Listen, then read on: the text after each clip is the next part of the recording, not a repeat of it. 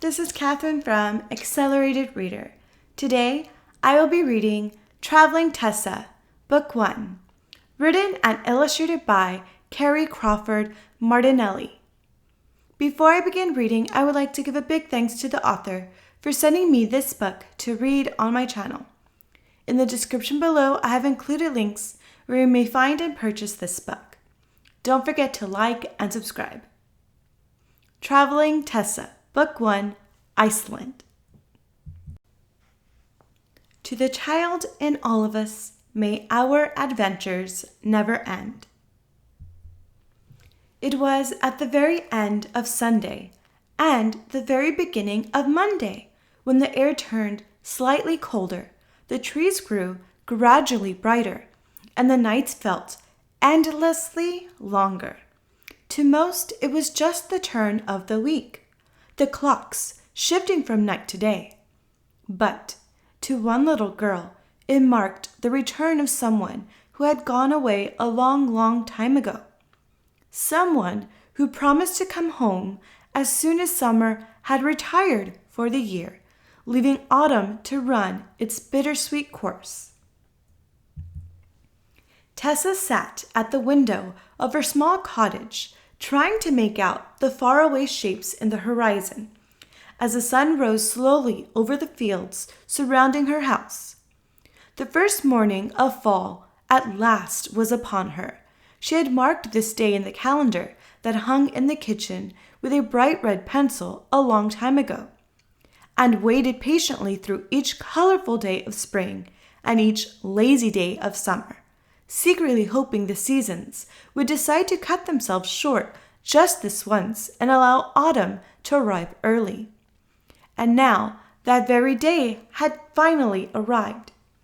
As the morning sun began to rise higher and higher in the sky, the playful shadows of night were chased away, revealing a mailbox, an empty swing, and the bicycle she had forgotten to put away the night before. But as the morning grew brighter, Tessa began to grow nervous. What if he's not coming home? She thought to herself. Just as she began to feel tears welling up in her eyes, she noticed a shape she did not recognize in the distance. She squinted. Her breath caught her lungs, and she stared in anticipation as the shape slowly moved closer to the house, growing larger and larger until it became the one and only thing she wanted more than anything in the entire world. Her uncle had come home.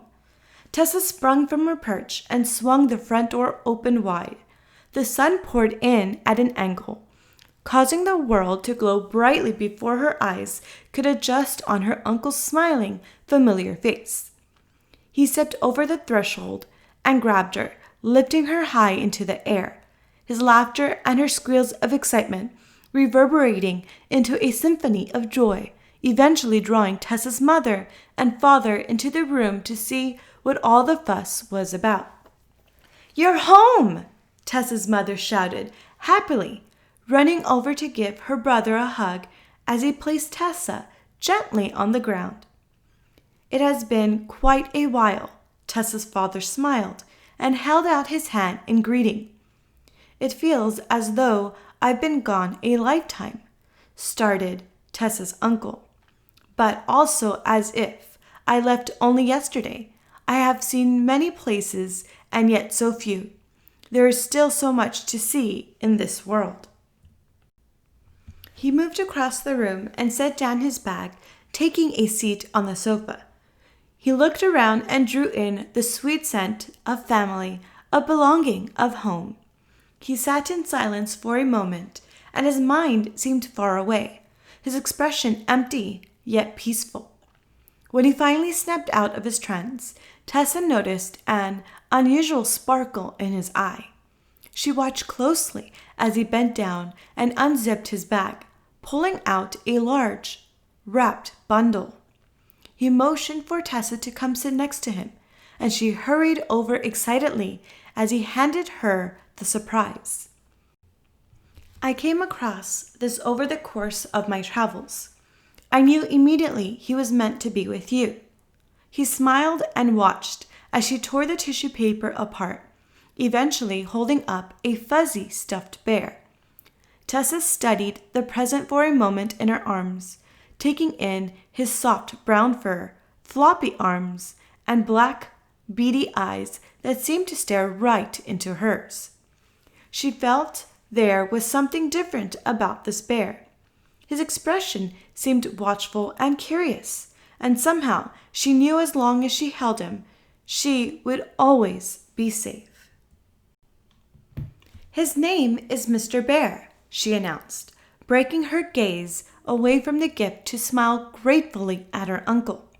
"Ah, a fine name," her uncle smiled back. He glanced over at Tessa's mother and father, and then back at Tessa. He leaned in closer and whispered so softly she had to strain to hear him. "This is a magic bear. As long as you believe, he will take you anywhere you want to go." Tessa stared down at the bear again. "Where did you get him?" she asked. "He comes from a land far away from here, where anything is possible. When I found him, there was no questioning it. He must belong to you." The four of them, well, 5 if you count Mr. Bear, sat in silence, basking in the warmth of the togetherness and wonder, until her uncle stood up and announced he would love nothing more than a long-awaited nap. So he followed Tessa's mother and father up the stairs to the room they had prepared for him, leaving Tessa to call out a quick "Thank you" before they were out of earshot. After a few more minutes of sitting, Tessa kissed Mr. Bear goodbye and ran out the front door to catch the school bus, her backpack flailing behind her. She knew as she ran farther from her house, she would spend the entire day counting the minutes until she would return to see Mr. Bear again. "Time for bed, Tessa," her mother said gently, tucking the blanket around her as if she were a caterpillar, wrapping her tightly into her cocoon so she could wake up as a butterfly. Her mother stood up and went to the door, just as her uncle appeared in the doorway. "I'd just like to say a quick good night," he told her mother, and she nodded and left them to their usual secrets. Tessa's uncle sat at the end of the bed and smiled at her. Mr. Bear had found his place next to her, under the covers as if he would catch a chill in the newfound autumn air. "Hold 'em tight," her uncle said, motioning to Mr. Bear. He leaned in and gave her a kiss on her forehead, then stood up and walked over to the door.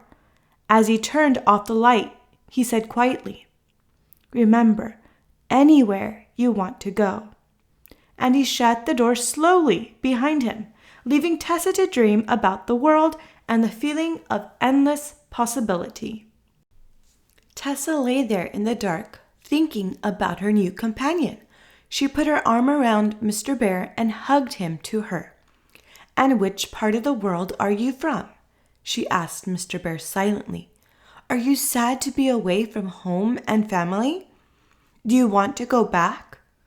But Mr. Bear continued to lie there, his fur seeming to grow slightly warmer against her skin. "My life here is nice, but maybe I'd like some other life better," she told Mr. Bear. "I guess I'll never know."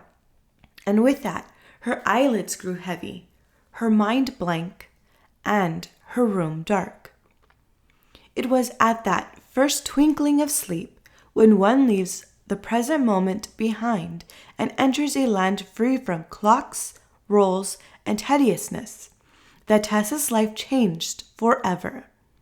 As she held Mr. Bear tightly to her, slowly drifting off into sleep, her skin became tingly and warm, as if a shimmery light were engulfing her entirely. Her body felt light as a feather, as if she were floating up towards the ceiling of her bedroom, still hugged by that impressive light. She dared not open her eyes, but instead hugged Mr. Bear even tighter, feeling the safety of his fur until everything went black. Tessa dared not open her eyes, but something cold was dripping onto her face, demanding attention. She hugged Mr. Bear to her chest, and it was as if he whispered softly to her, "It's all right. Just open your eyes and see." But that was impossible, right? She obeyed. Suddenly, the darkness of her eyelids was replaced with the brightness of whites, shocking her vision and waking her instantly. As the blurriness faded, she realized she felt cold and looked up. The sky was alive with movement. Little bundles of white were falling gracefully through the air, hitting her face in icy kisses and covering the ground around her. "Snow!" she cheered to Mr. Bear, and he looked up at her with a frost-covered smile. Tessa saw a small suitcase next to her and placed Mr. Bear inside so he could stay dry, except for his head so he could still see. She reached up to the top of her own head and felt the warmth of her favorite nightcap, keeping her warm. When she stood up, she realized that the sky was not the only thing alive with movement. She was in what looked like a town, the streets bustling with people going into and out of shops, waving to a passing friend, or just hurrying along with somewhere else to be. She did not recognize the town, nor did she understand how she arrived there, but she felt a feeling of adventure bubbling inside her that she had never felt before. "Did you bring me here?" she thought silently to Mr. Bear. "Is this place your home?" Tessa began to walk, taking in everything around her as if she were racing against some clock, not able to afford wasting a single moment or detail. This town was like nothing she had ever seen before. Brightly colored buildings that looked more like houses, with shop signs outside and tall. Pointed roofs dotted with falling snow.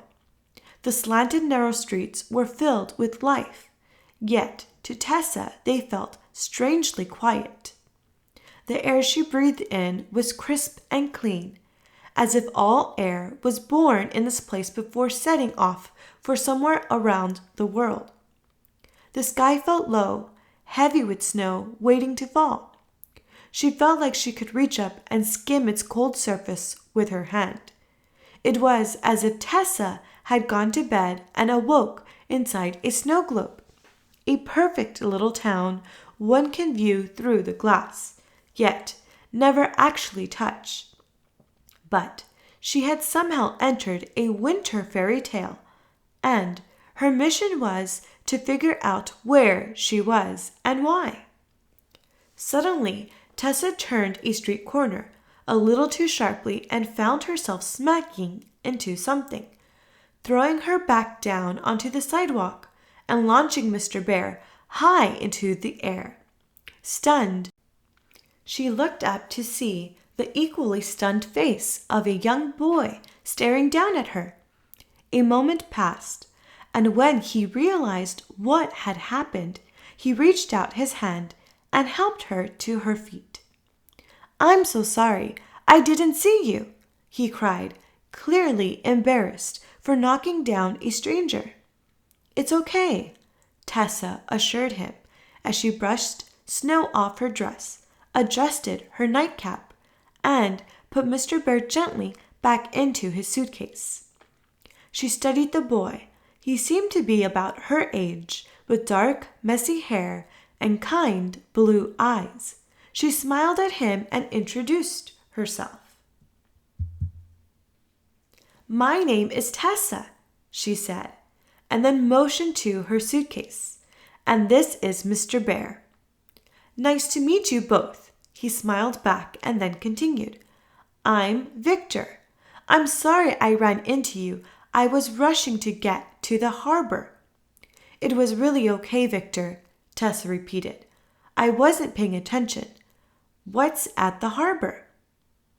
"Are you serious?" Victor asked, completely shocked. it's the Poroblot, of course. Tessa took a moment to think. This boy clearly assumed she was from this place. How was she to explain that she climbed into bed back home and awoke here, not knowing how she arrived or where here even was?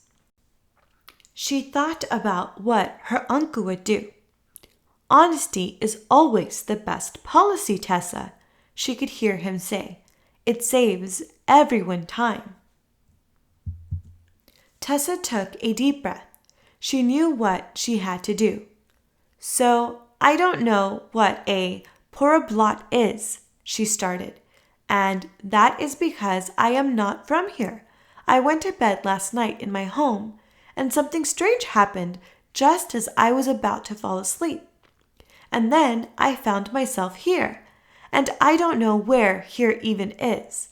All I have is Mr. Bear, and I'm trying to find out where he is from. He is a magic bear, and I think he may have brought me here because this is his home. She stopped to catch her breath. It all had just poured out of her like a secret she had been keeping for far too long. After she had inhaled a couple deep breaths of that healing air, she continued, "And I'm not sure how I'll ever get home, but I really cannot even think about that right now. I'm here in this place, and I want to know everything." Victor stood there with a blank expression on his face. He seemed to be far away, his mind deep in thought. Tessa started to feel nervous. Perhaps she had just scared away her only friend besides Mr. Bear who could help her. Perhaps he thought she was crazy and would tell on her, and they would take her away and she would never see her family or her home again.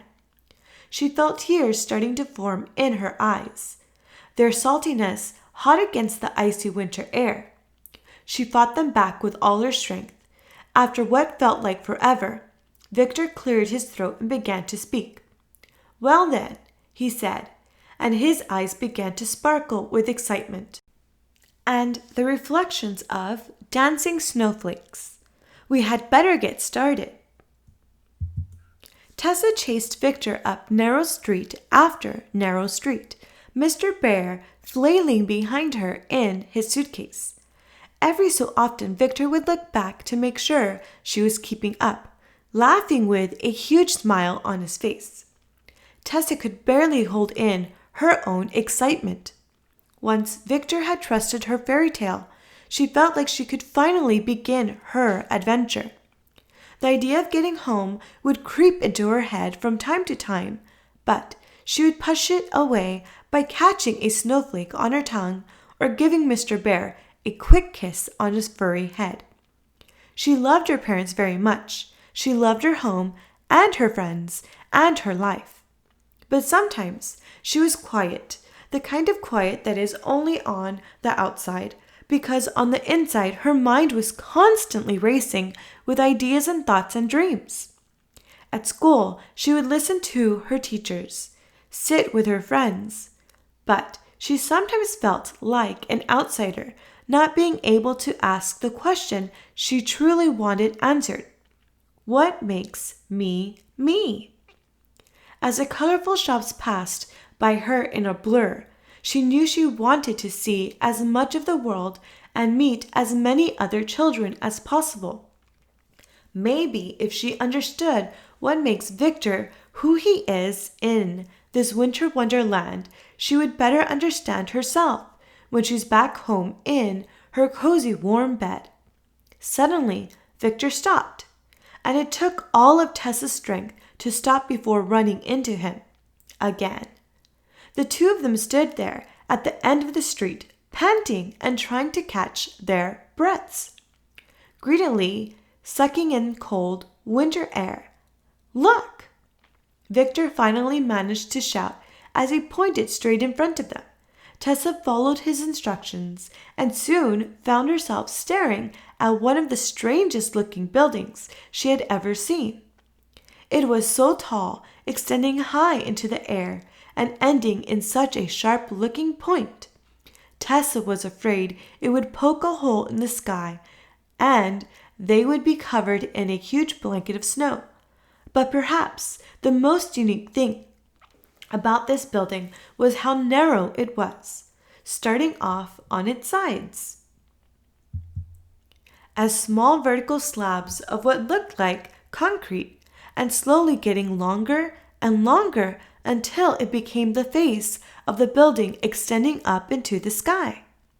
It almost looked like a giant wave, peaking in the middle and then falling back down to the ground again. It was truly one of the most magical things Tessa had ever seen.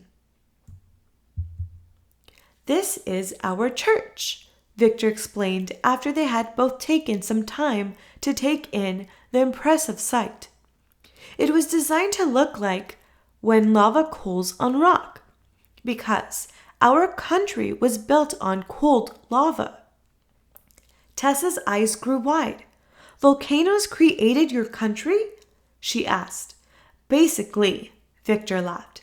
"An eruption would cool and then another volcano would erupt and cool until our land existed. Or so they say." Victor winked. Tessa was at a loss for words. Her eyes strayed from the magnificent building to a giant statue of a very strong-looking man in the courtyard. He was wearing a cape and stood as though he was ready to conquer the world. Victor must have noticed her studying the massive, greenish statue because he cleared his throat and said, "That's Leif Erikson."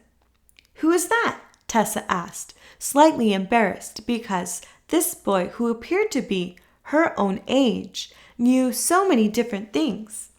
However, Victor seemed delighted by Tessa's questions and continued. "He was the first explorer to discover America. That's where you're from, yeah? America?"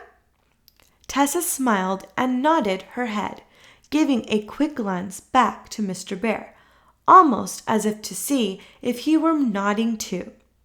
"I thought so," Victor continued. "Your country gave that statue to my country as a present." Tessa studied it a moment longer before turning quickly to Victor and asking excitedly, "So, when you say your country, you mean?" But instead of answering, Victor gave Tessa a most mischievous smile, grabbed her hand, and pulled her towards the church. "Come on!" he cheered, and once again they were on the move. Victor pulled Tessa and Mr. Bear inside the church, where two large doors were open just enough for Tessa to catch a glimpse of the inside. The church itself was a sea of white, with clean lines and bare walls. She heard beautiful music playing and started to go in, but Victor had other plans. He took a sharp left and found themselves in front of two very fancy-looking doors.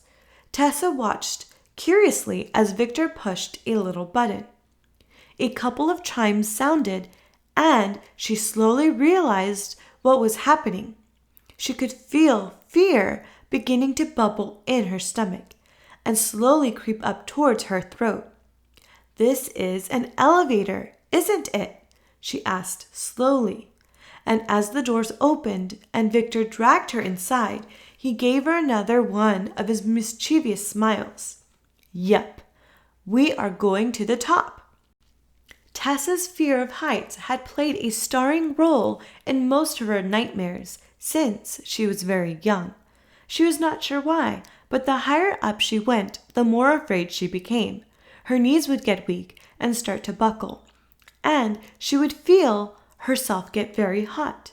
As she felt the elevator creep higher, she scrambled to find excuses to go back down. Then she thought, "Wait, what about the parablot thingy? You were in a rush to get there. We should turn back and go now." Victor studied her and seemed to realize she was afraid. His eyes turned kind and he took her hand. "I promise there is nothing to be afraid of. You'll see." He smiled as the elevator finally came to a stop, and the doors opened. Tessa, Mr. Bear, and Victor stepped forward onto wooden planks and looked around. The room was completely closed off from the snow and wind, and Tessa felt grateful there seemed to be no way she could slip over the edge. Victor motioned her over to a little window and helped her step up to it. She peered out and her breath caught in her throat, this time in a good way. She could see everything, the streets they had just run up, the shops they had passed. The view was truly incredible. The houses seemed so little now, and through patches of snow, Tessa realized that even some of the pointed roofs were painted bright colors. She smiled at how much it really did look like a fairy tale and grabbed Mr. Bear out of his suitcase so he could take in the beautiful view too. "Is that your town?" she once again slightly asked him. "Which little house is yours?" But Mr. Bear just stared out at the view with her in his usual silence. Victor interrupted her thoughts and announced in a proud, booming voice, "Welcome to Reykjavik." Tessa swung around to face him, confused. What? Victor laughed and repeated, "Reykjavik, the capital of Iceland." "Iceland?" Tessa thought excitedly as she turned away from Victor to take in the place that finally had a name. Until now, Iceland was one of those places Tessa was not even sure truly existed. It seemed so different and far away, so secretive and magical, but here she was, standing at the top of it as if she were its queen. "Is this where you are from?" Tessa silently asked Mr. Bear once again, but was met with the same old mysterious silence. Victor snapped her back to the present moment as he pointed out past the streets, announcing excitedly, "And that is where we are going." Tessa followed his hand and found herself looking out past the little buildings to a massive body of bright blue. There was water at the end of each street. She noticed stretching out to meet the most beautiful light blue horizon. The snow continued to fall, yet it could not hide the brilliant colors of nature all around her. And nestled into that space between water and sky, she saw the most magnificent mountains, their peaks dotted with the purest white snow. "That is our harbor," Victor told her. Tessa nodded and turned to him. "I'm guessing that is wherever a Porablot thing is." But she did not need an answer. All Victor had to do was give her one of his smiles, and Tessa knew their Icelandic adventure had only just begun. Boys and girls, I'm going to go ahead and stop here. In the next video, I will continue the story. Thank you for listening.